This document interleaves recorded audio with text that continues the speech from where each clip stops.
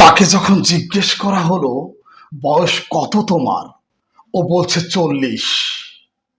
ও বলছে ওর বয়স 40।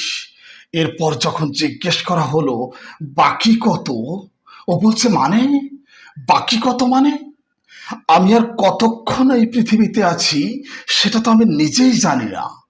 I know nothing about my age. আমি নিজেই জানি না আর কতক্ষণ এই পৃথিবীতে আছি।